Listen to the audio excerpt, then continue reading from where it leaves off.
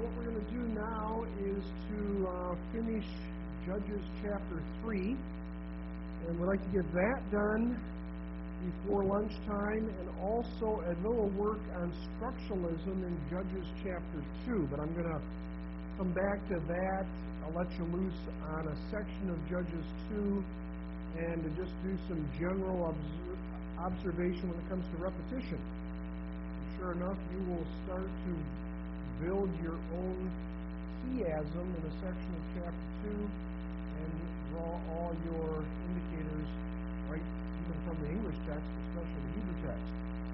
Okay, so Judges chapter 3, last night we ended, we got down through chapter 3, verse 9, I believe, talking about again opting out. So let's start with chapter 3, verse 10.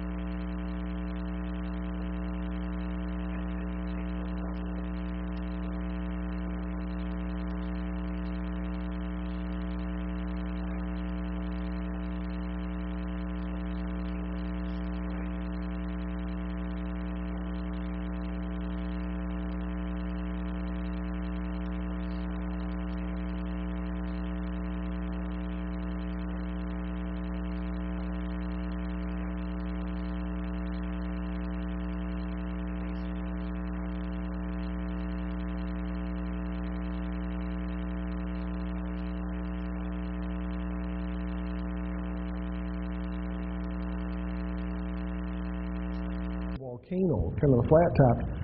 And, but yeah, I mean, you can have, the site I worked on with Tel Aviv University and the American Institute back in '73, Tel Kasile, I think I was talking about, you know, they found the first Philistine temples and those kinds of things, but the neat thing about it was there were only 4 occupations, as far as they could determine, 2 Philistine, 2 Israelite.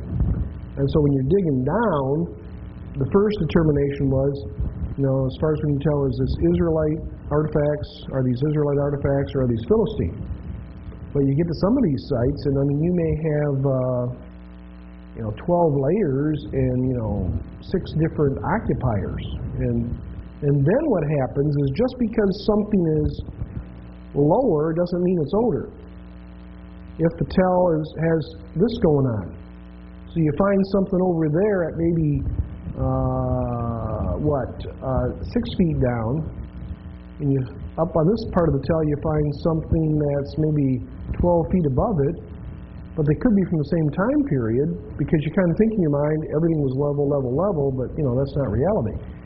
And so there's all kinds of issues going on with trying to determine what is what and where was it. Or was that up there used to be down here, but as they moved something, it ended up there, or vice versa. And so you get all that kind of stuff. But it's archaeology. It's one of those things that's not an exact science, but they're getting better and better and better. And usually it's the preponderance of evidence. It's not finding one thing and saying, this is it, and here's all the... It's usually finding many things, and you finally say, it appears that this is patriarchal time period because of this reason, this reason, this reason, this reason, this reason. And then you keep building. Does that evidence keep moving in that way? The more you find and the more you see what's going on elsewhere. Anyways, Eglon is a problem. Eglon has associates, others coming in, such as the Ammonites and Amalek, and they are pressing Israel. Okay, let's see. Verse 14. Let's go there. And the sons of Israel served Eglon, king of Moab, 3 years. Shemona, Esrei. 8 plus 10, 18 years. And we had this last night. Zion Kaf Kof, or Zion Ayin Kof. It's another word for... Yes. And the sons of Israel cried to Yahweh, and He rose up for them a Moshiach, a Savior, a Deliverer. What's his name? Ehud Barak. One of the leaders of Israel in the last number of years, same first name. Son of Gera, son of Ha-Yamina. We haven't had this before. It's one of the tribes. Yes. Right hand. Yamin, right hand. Son of my right hand. Ben-Yamin. So it's a statement of Ben-Yamin, son of my right hand. So Shmola, left. Yamin, right. If you're left-handed, Shmola. Ben-Yamin, son of my right hand. Yamin. What's left again? Shmola, left. We'll talk about, there's going to be a left-hander in here in a minute. Does that play in for Ehud as a left-hander, and he's from the tribe of the... Oh, the right-handers? It's kind of, well, it's a little bit, it probably does play in, and it's a little bit humorous. It's like the right hand, so to speak, the right-hand tribe, but he's left-handed, but God's still using them. The right-hand tribe just means power of strength and authority, or what? Yeah, I mean, it was the right hand, you will sit by my right hand. It was kind of the place of preference, of respect, that type of thing, and within their culture. That's because he was son of Levi. Yes. A man. What does eter mean?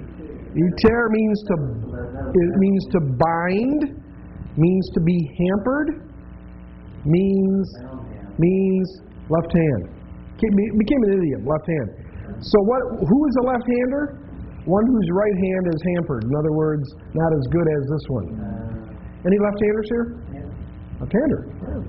They say many of the presidents of the United States are left-handers. Well, we're good thinkers. There you go. There you go. Yeah.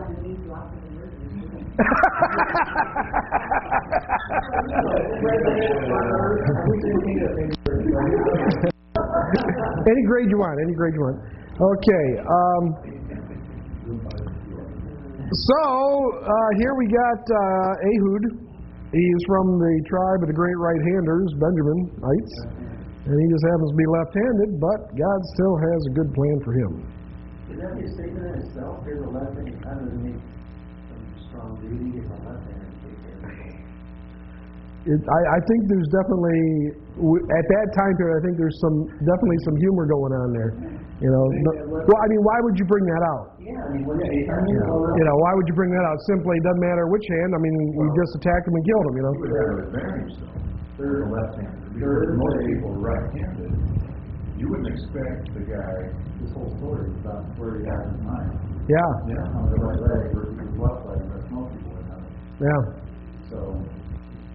So maybe that took the king off. I mean, you know, is this person armed or not? He comes in and he looked there. You know, I don't know. I mean, there's definitely stuff going on here. But I mean, why would you even say which hand? And why would you have Benjamite right next to, side by side, basically with only Ish between it, with the issue of left hand? I mean, so okay, and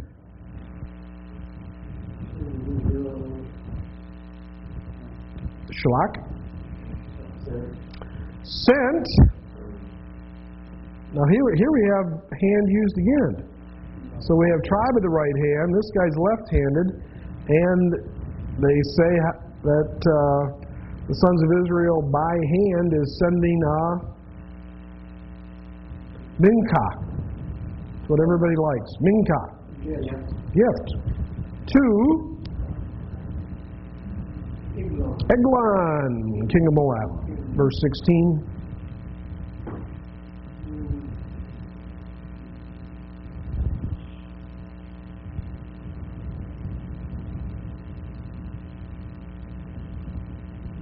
Now, Ehud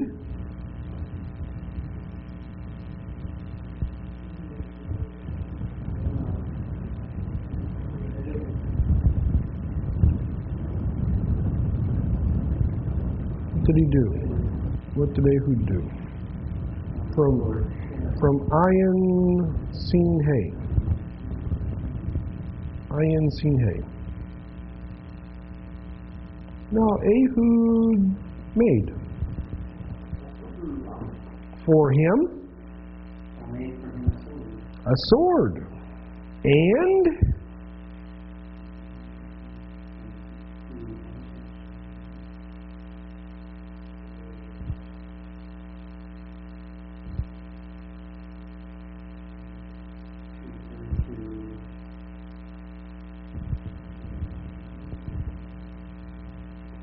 And basically, and it, understood, had what? Two edges. Then what Jack was talking about last night, the races he ran. A cubit.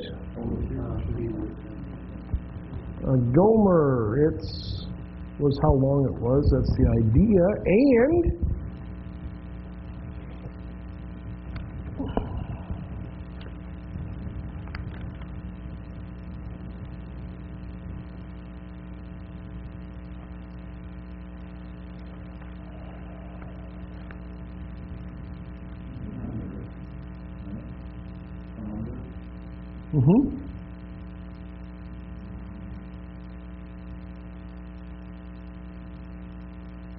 From under, the word before under is a form of the direct object with a simple suffix pronoun.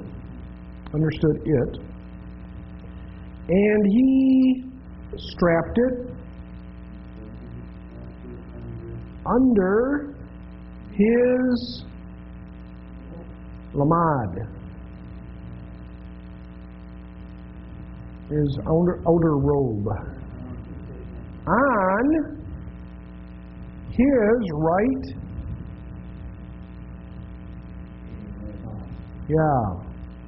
upper leg, thigh, Yerek, verse 17, and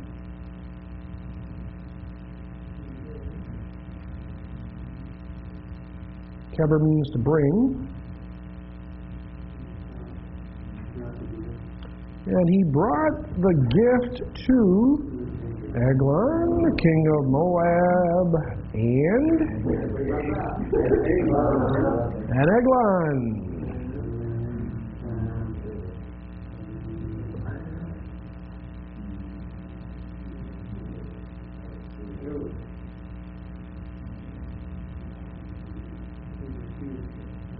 What no one is in here. Eglon was a fat man. Very fat man. And it came to be, as he completed, or kilat, to complete or to finish,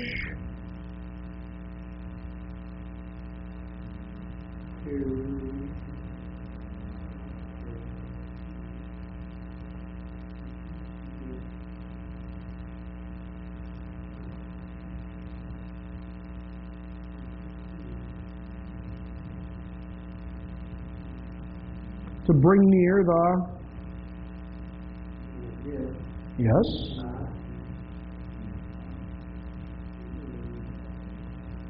that he, Eglon,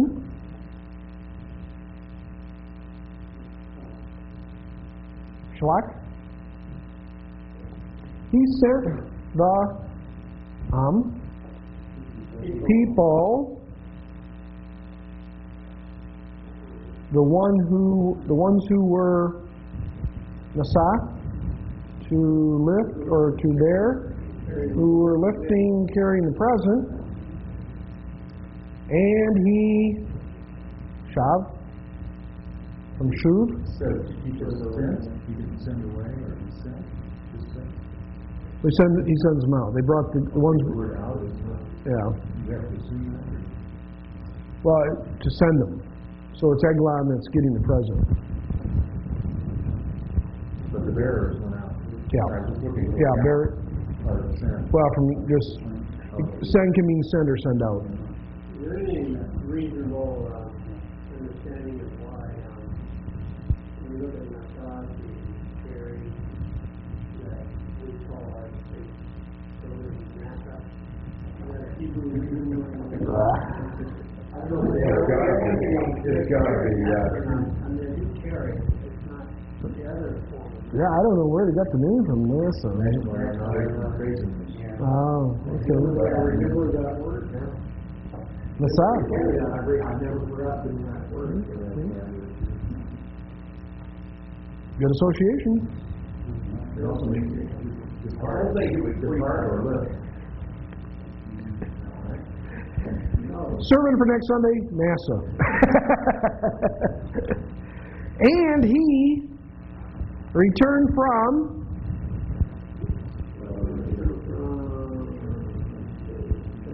there they are, sure enough, even in the kids' short story, the Ha-Pesalim, which, where were they at? Gilgal,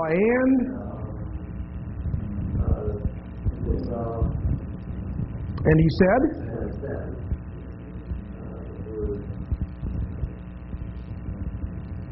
for you a secret word. So this is a setup, isn't it? He brings him this beautiful gift Oh, by the way, King, I have a secret message for you. Now he's going to send everybody out so just he can hear the secret message.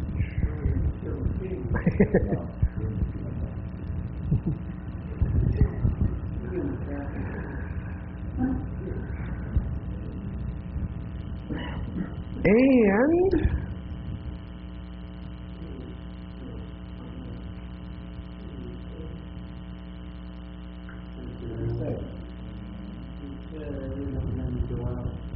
go out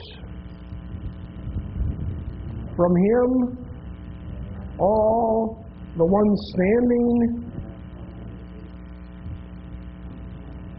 beside him, near him, and Ehud came to him, and he sat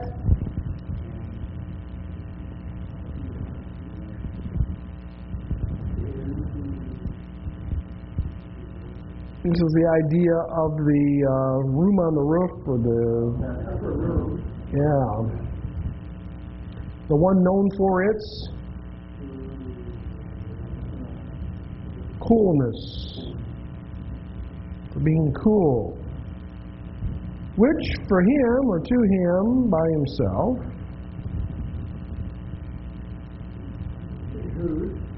and Ehud said, I have a word from God for you. And based on the context, Ehud arose from, here's a word out of Goldie's Ox last night, from upon the chair, and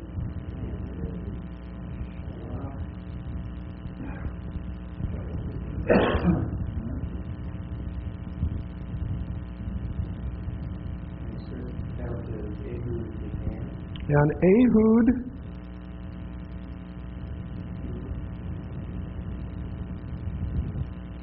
to send out, to put out, Ehud put out his left hand, Shemolah, and he, from Lakak, to grasp the Harith, the sword, from upon his right leg or thigh, and to thrust here is from Tav Kof Ayin, Cal Perfect 3 MS. It means to thrust, to beat on, clap on.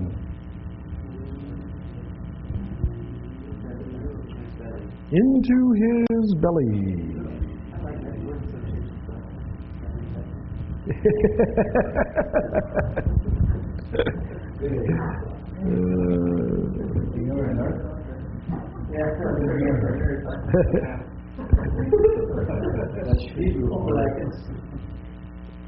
Then what happens?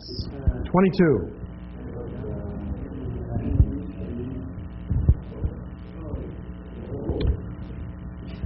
And it went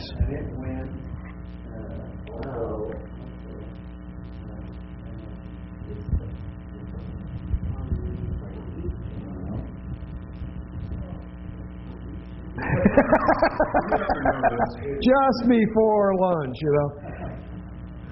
I suppose he's going to say what came out, too.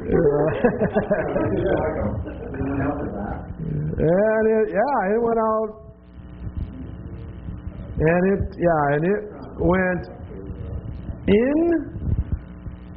What do you do with Hey, Noon, Saudi, Vav?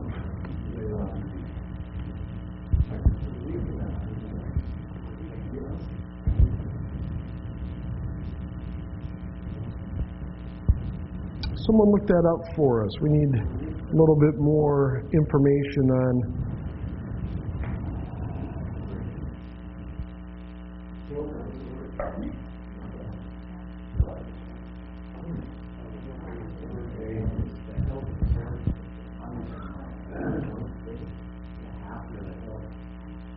Yeah, because then it's what? After the...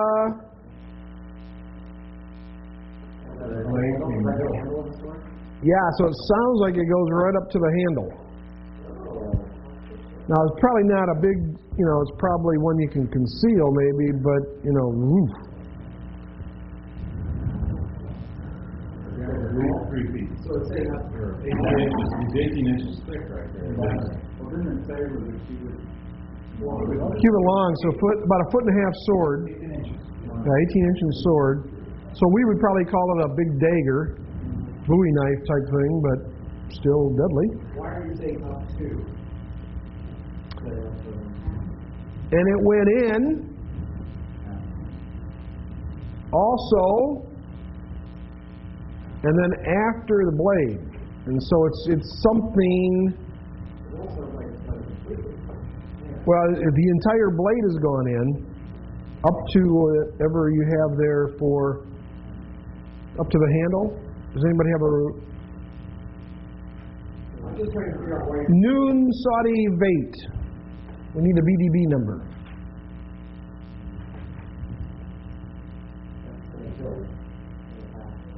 The hilt or the half? As HALF or HAFT? HILT. I'm not an expert on swords, but is that up there by the handle? Must be.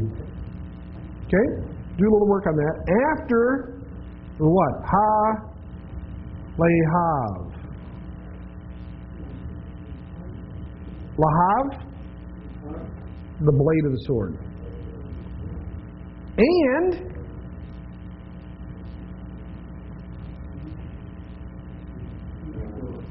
here we're finding out more than we ever wanted to know. And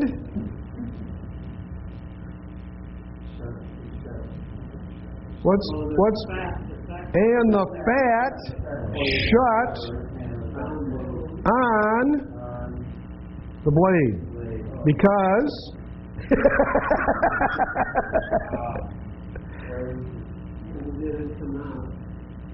yeah, because they did not.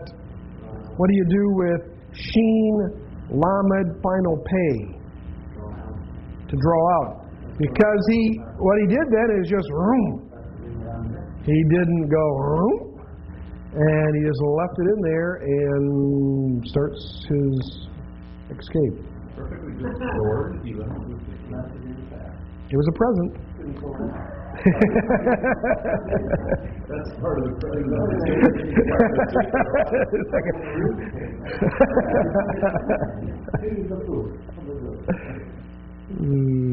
Okay, let's see here. Where are we here?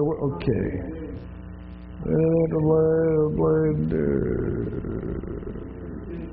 We find out more. Let's see here. He didn't draw it out of the belly. Okay, and it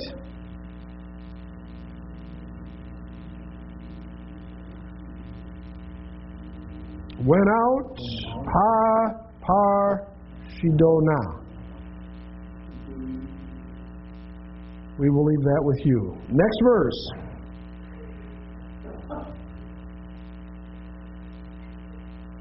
Now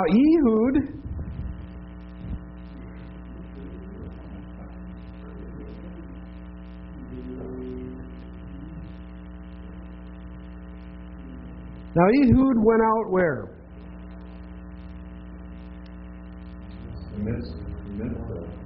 Mitzrona. Sounds like more balcony porch kind of a thing. And we just had this word, I think. Yeah, now this is the same term used when the fat closed around. Here, he's out on the porch and the doors, shut the doors of the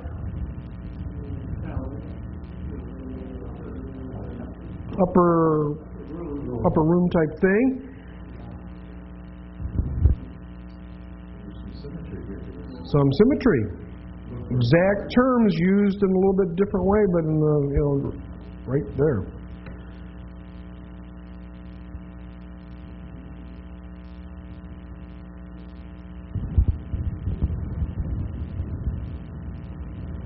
The root you're looking for there is nun ayin lamed, which means to bar or to bolt. And he bolted the doors of the chamber, upper chamber. Another use of it again, for bolt. And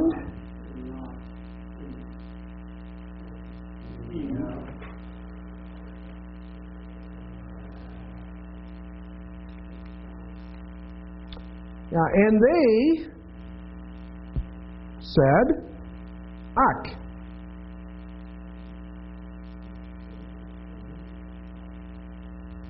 With a kaf, surely he is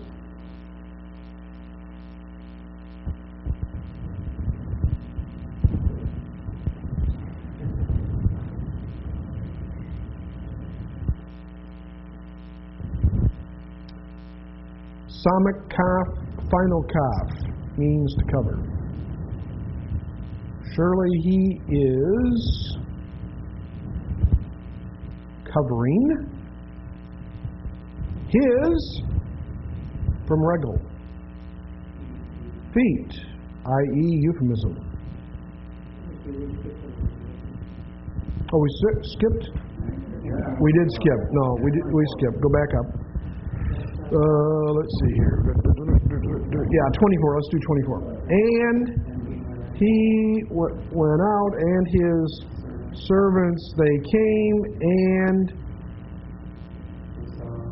they saw, behold, the doors of the upper chamber were locked, and they said, surely he, and this is from cover, is covering his feet. Again, a euphemism. Yes. In cheder. We had that in the short story. In the short story, cheder. Room. In the room of coolness. And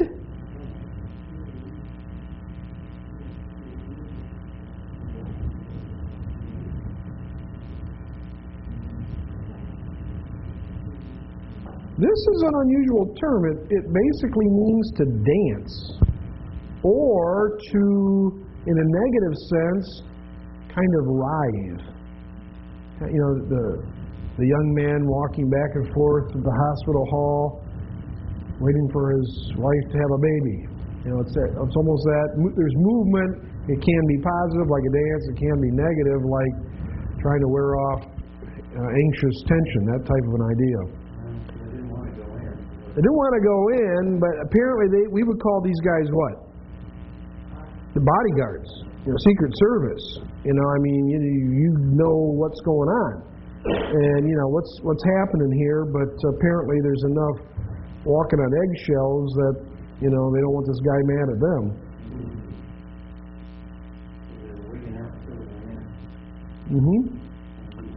They waited until the point that they were both. Yeah, to be ashamed.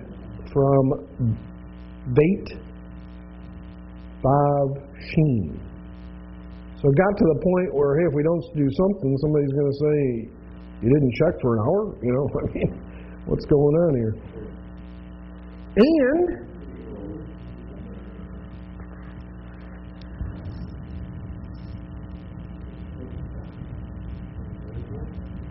he did not do what? Potheak? He did not open the doors of the chamber, and they, from Lakak, and they took probably never have had this word before, kind of rare, mem, pe,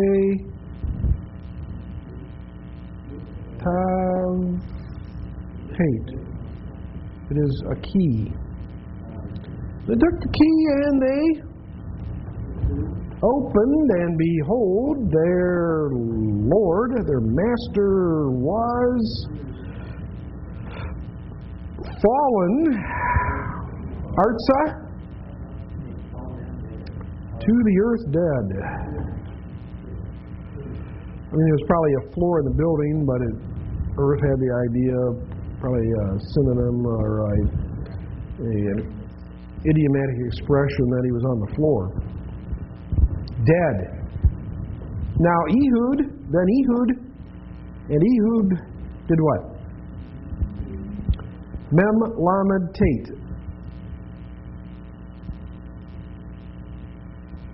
Mem Lamed Tate.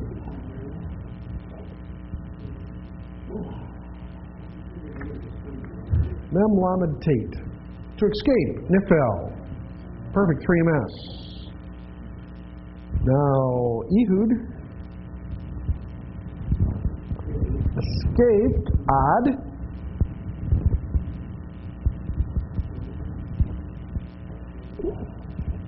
Basically, Ad can mean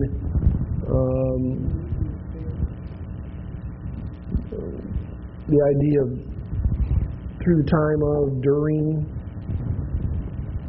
their what? And here we have a Hifpael from Mem Hey. It means to wait, to bide time. They were waiting. And take a look at this. This is where some believe the name Hebrew comes from. The one that passes over. And he passed the Ha-Pesalim, the idols, and he escaped to a place by the name of, yes, and it came about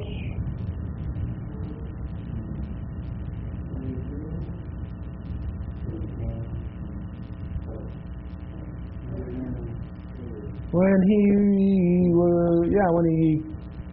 he came, he did what?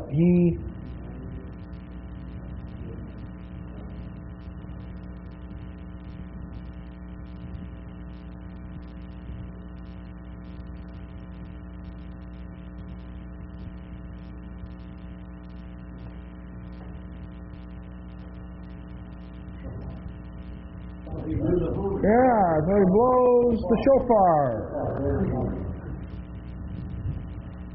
in the hills of Ephraim, and he went down.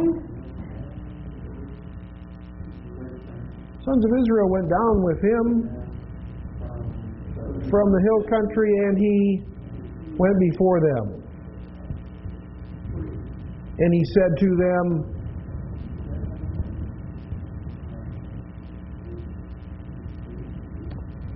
pursue. You'd probably say chase or something like that, but pursue after me, because Yahweh has given your enemies, the Moabites, into your hands. And they went down after him, and they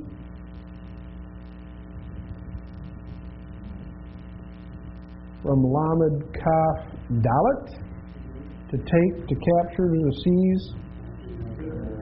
They captured this is a rare word, the fords. How do we don't really, we say somebody, so-and-so forded a river. Yeah. But do we use, like, if you have a small river, and what is a ford? Like a rapid? A shallow spot. Ford is a shallow spot. Okay. Usually a wider. Shallower. Good. Of the Jordan? Belonging to the Moabites, and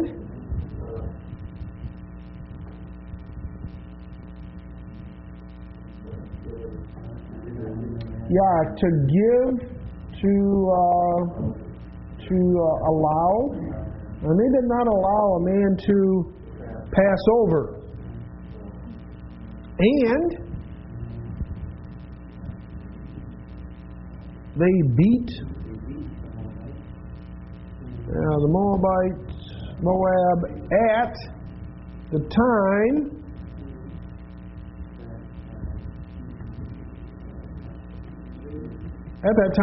how many men?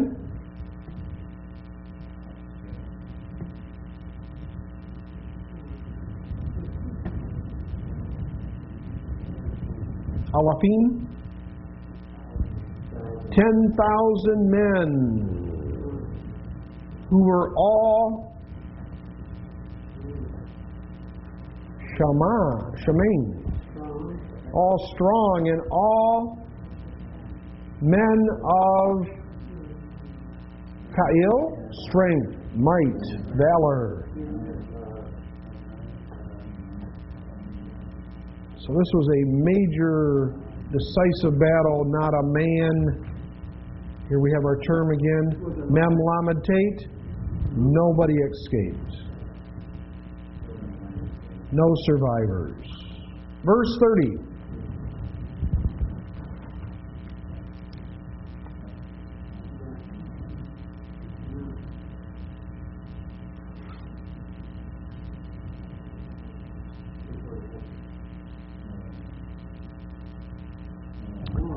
Kaf, Nun, Ayin, to humble yourself, to put down,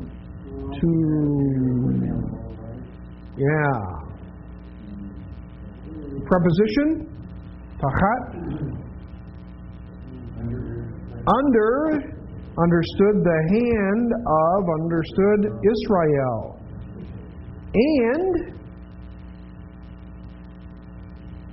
Haaretz, the land rested how many years? Big time. 80 years. Last verse.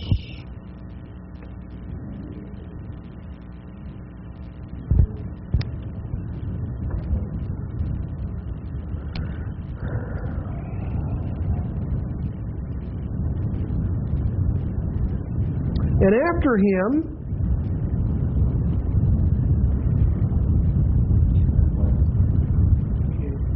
sound it out, after Shamgar ben Anath was,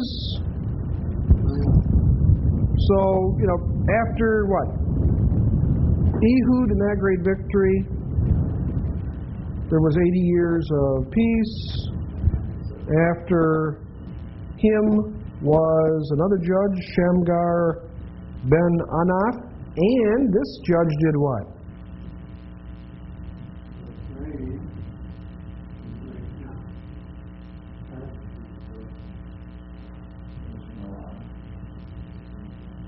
Nun Kaf He, Hiphel, means to beat or to strike, smite, and he beat the Philistines. 600 men. What did he use? Very rare word. With a goad, G-O-A-D, of the ox.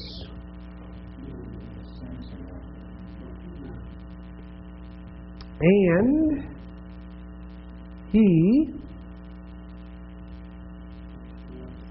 saved, delivered Israel. Good job. We have a chapter to do this afternoon, and we will be on target. Let's do this for just 10 minutes or less. I want you to take a look at the Hebrew text of Judges chapter 2, verse 14 to verse 20. You can also use your English Bible if you have one here. And I want you to think in terms of structure. And do you see any indicators there? And if you do, take a piece of paper and start to map what the structure looks like. Those on video, Judges 2, verses 14 to 20. We've been reading in Dorsey about structuralism, linear patterns, nonlinear. The nonlinear are normally symmetric and parallel. Take a look at Judges 2, 14 to 20. Sketch out if you see any structure and what it may look like. We'll go off camera for about 10 minutes.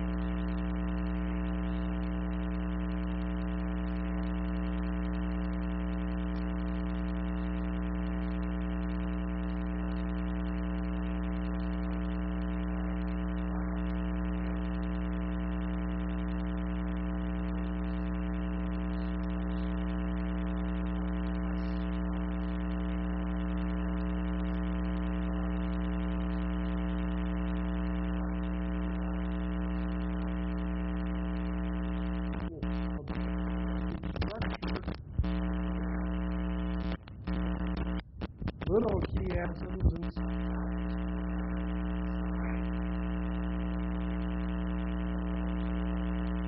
because a lot of them are simply like what you just worked with. Okay? And but again, what's being emphasized? You can see the whole structure is coming down, hammering away, establishing this issue.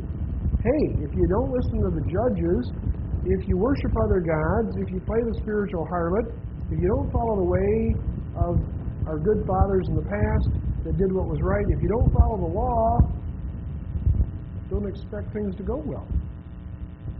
You're going to have the Ammonites on you, the Moabites, the Amalekites, Perizzites. You're going to have a mess. Why? Because God will not tolerate that situation. And so, it's like the old...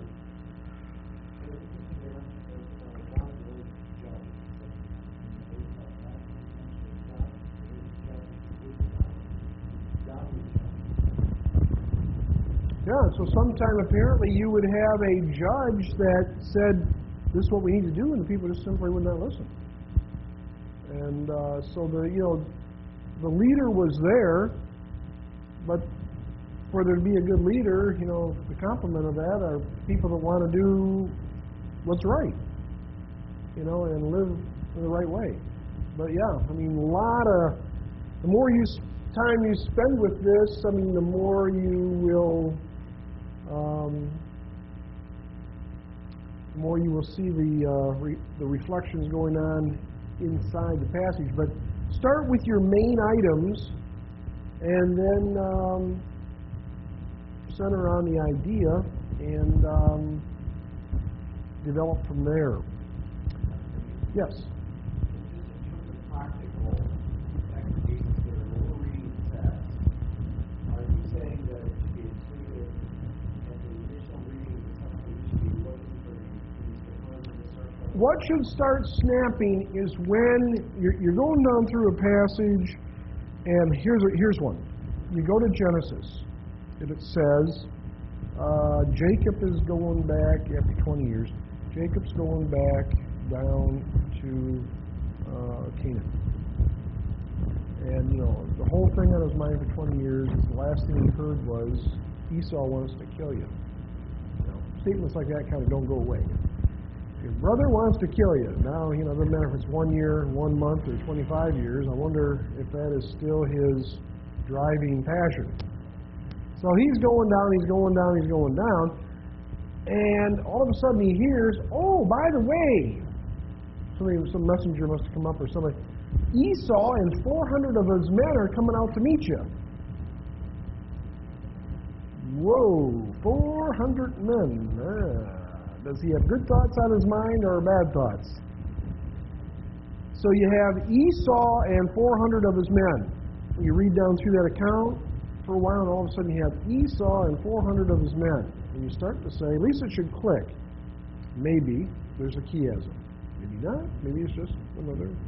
But maybe, and you start looking at it, and all of a sudden you start to see this.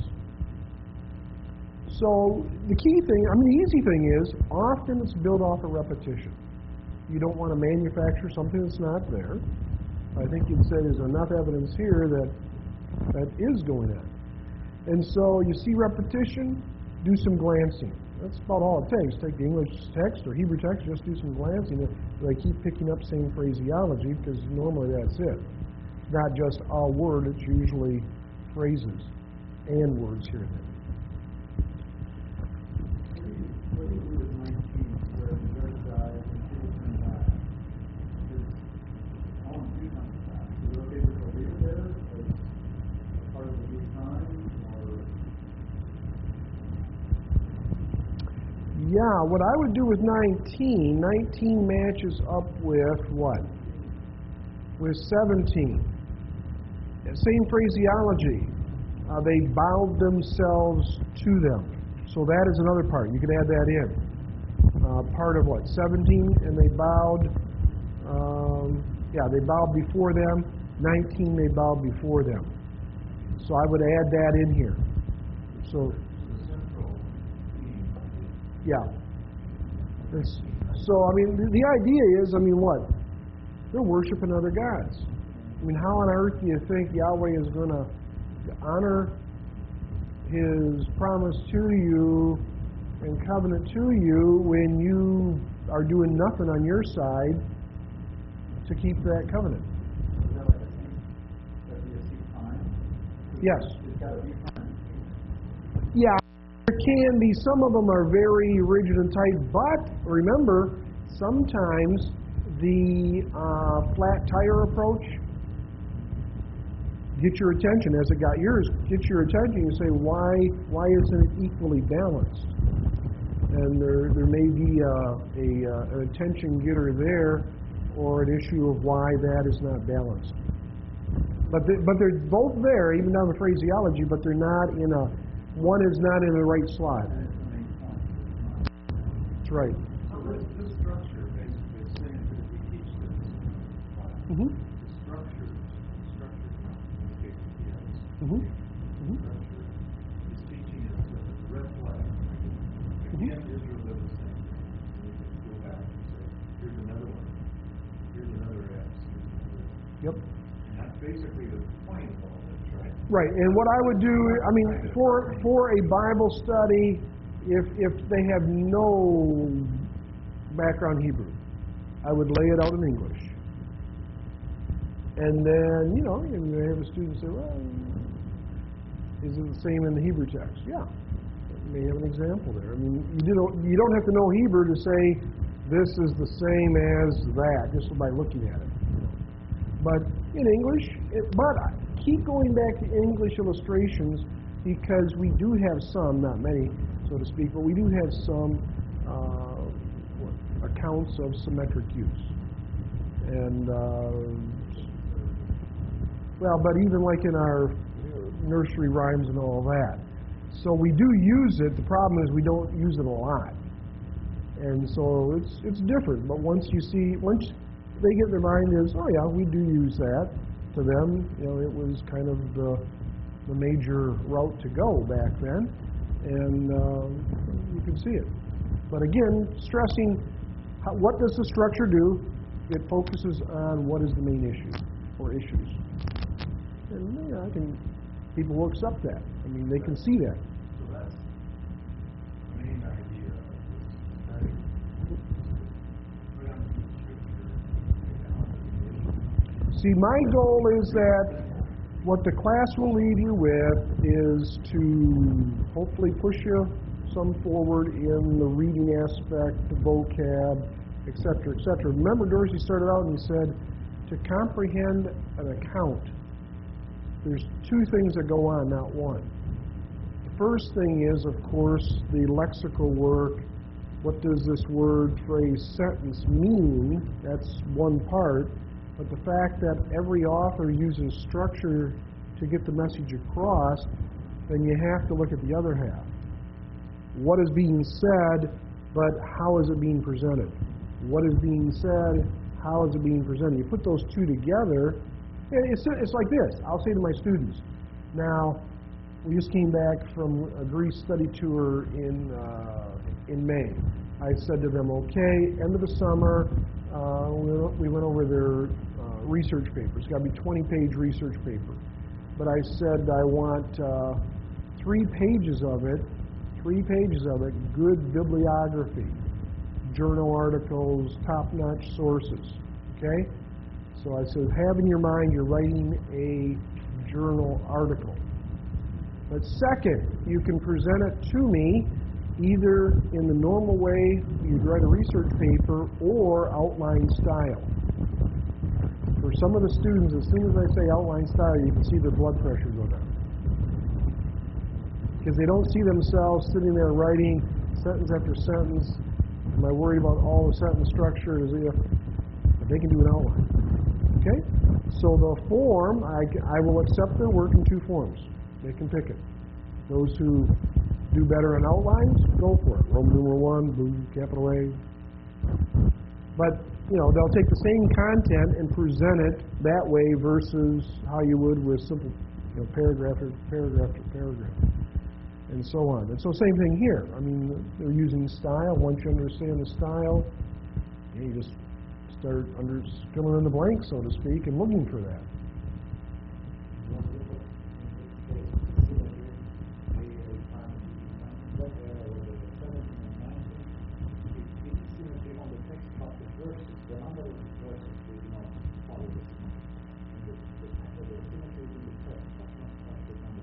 that may be a problem, right? Because remember, and you all know, chapter divisions, verse divisions, artificial, they were added to the text, 4, 5, 6, 700 years ago for the fact that we can sit here and say, turn to Malachi 1 verse 3 and we're all there in a minute versus 10 minutes. And so it's done for that. But sometimes the problem with verse division is this. Normally what they do is a sentence equal to verse. But you go to the Old Testament and you'll get verses that have 2 or 3 or 4 sentences in them. So they're not consistent. So that can be the problem at times, is that the verse part of it, the verse numbers are artificial, so to speak, done in, for a good reason, but artificial. And so it may not be this verse matches up with that, this or that. It may be a part of a verse.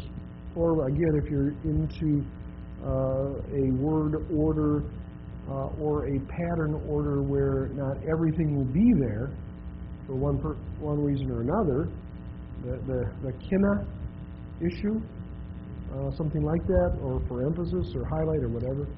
But take the main things that you know are there, and then observe after that. What I'll do is, I kind of make a hobby out of it.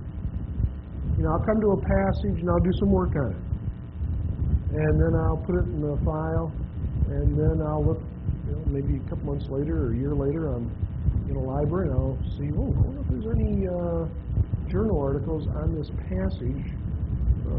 Done very good exegesis. I look it up. Maybe I find something, maybe I don't, but maybe I find something, and it's much more elaborate than I have found. I add that too, or they see some points that I didn't see, and so you just kind of work away at it. But make it part of your study. It's not that every passage you have to reduce to this, but I think you go out and teach this passage with great confidence. I think based on the structure, that is the main point. I mean, to me, I don't even have a shadow of doubt. That's what I would hammer away at. And by way of applications, hey, you may not have a statue in your backyard or in your basement or whatever, but you may be, you may be worshiping your checkbook. Maybe that's your idol. What do you got to deal with in that area of life? When it comes to God's law, are you really serious about what God has said in His Word and His principles, or is it kind of, how the day feels, and so on? But we have 5 minutes. Absolutely. Some of this is subjective, and I think Dorothy addressed this. Yep. And then some is objective. I'm just like representing there, if you want to deal with verse 19, Mm-hmm. he was not involved with it, and that's structure. Yep. So, how would you guide exegetically regarding objectivity of verse? I think what Dorsey said is be able to demonstrate it solidly from the text. This I can demonstrate. I have a real phrase. I didn't alter this phrase to match it with that. That's there. The identical phraseology is here. This is identical to this. What's in between it? There's hardly anything left. It's all coming down to this. And so, but you will look at some commentaries, and you will tell they are making it work. Okay, so I would say don't make it work. What is legitimately there, and that will be one very safe guideline. And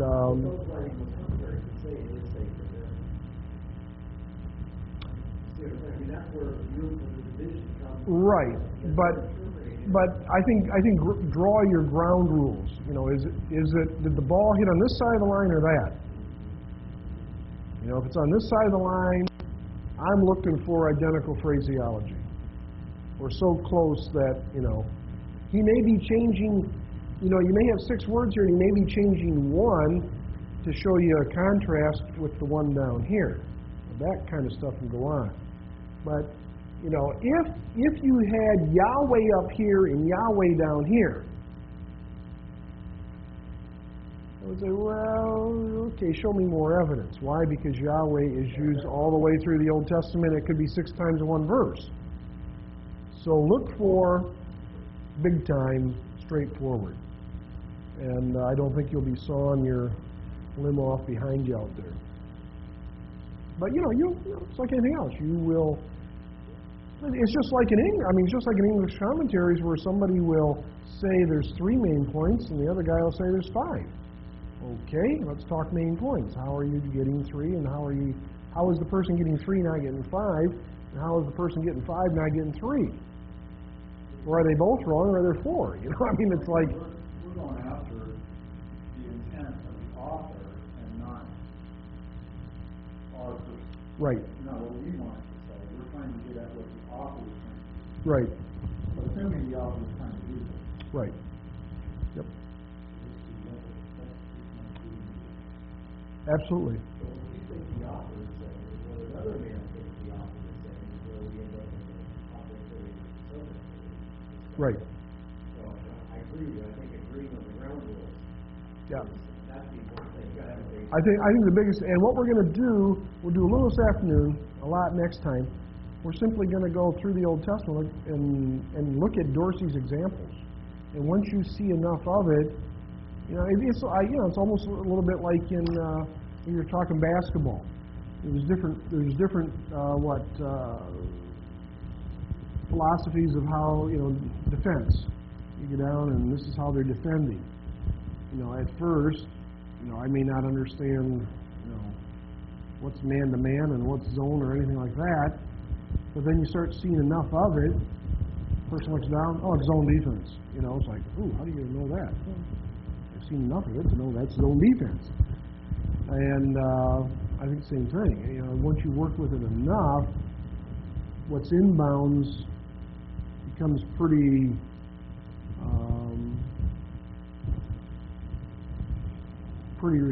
understandable, and what's out of bounds. But we'll start with it. Yep. You know, page 68, the symmetry of Joseph's story. You can see the symmetry, but the conclusion is at the center, the brothers come to Egypt for food. They're going to go home and come back again. That seems to me pretty weak. What's the point? I mean, why would that be your main thought? I can see where it's at the center. I can see really is symmetry. But why is the symmetry around the brothers? That's the fulfillment of the dream way back in Genesis 37. We're going to bow down to you. And that's exactly what happens. For food, they end up going into his presence, bowing down, not knowing who he is. And so, it's as a topic, it's kind of, what do you do with this? Why is that at the center? But taking it far enough back, knock, knock, sure enough, here we are. And once they find out who he is, perhaps the dream really kind of connected. Well, when he puts food in there, he kind of threw me. Because I concluded that I would restate it. I think what you're bringing out is a valid point. What probably he needs to do is what? The brothers come to Egypt for food, and they bow down to Joseph. You know, he needs to add some more explanation here. Because they mistreated him at the beginning, at the very end, a crime. He's, reversed. Reversal. So we have that boundary there to grapple this whole story. But it seems to me that God's grace is like the way we treat God. Yep. No, I would totally agree. I think he needs to state the center much better because.